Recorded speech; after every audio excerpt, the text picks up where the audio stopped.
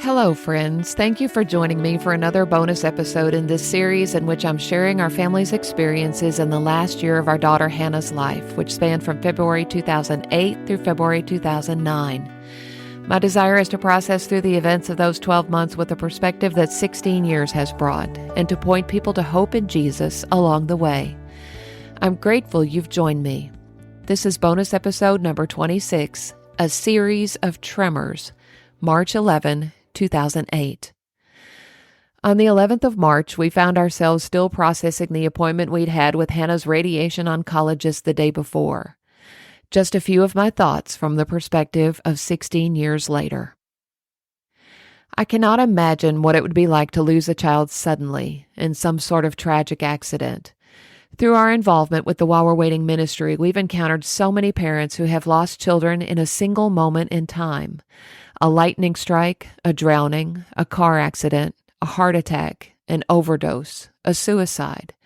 The list is practically endless. No opportunity to say goodbye, no chance to tie up loose ends, no last words of love or reassurance.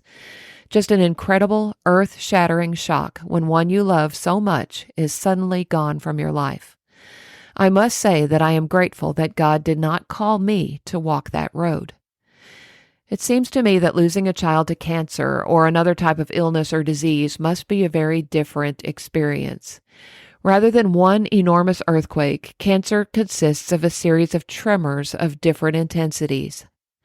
In our case, there was the initial shock of discovering the brain tumor, the shock of the cancer diagnosis, the shock of hearing the devastating list of treatment side effects, the shock of seeing our child wearing a radiation mask and bolted to a table, the shock of the cancer's return, the shock of seeing our child bald, the shock of watching chemo drugs drip into our child's veins, the shock of every worsening MRI, the shock of hearing the doctor say there is nothing else they can do medically, the shock of entering hospice care, and the final shock of our child's death.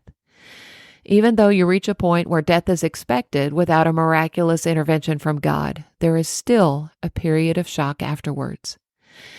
You know the feeling you have when you've been punched in the stomach? That is the feeling I had the entire time Hannah was sick. Our belief that God was in complete control of the situation and our knowledge that He truly is good all the time sustained us and gave us an unexplainable deep-down peace. But to be fully honest, I have to acknowledge that my feelings did not always line up with my beliefs. And I think that's okay. God created us with feelings and emotions, and I believe He understands that human part of us, because He was human too.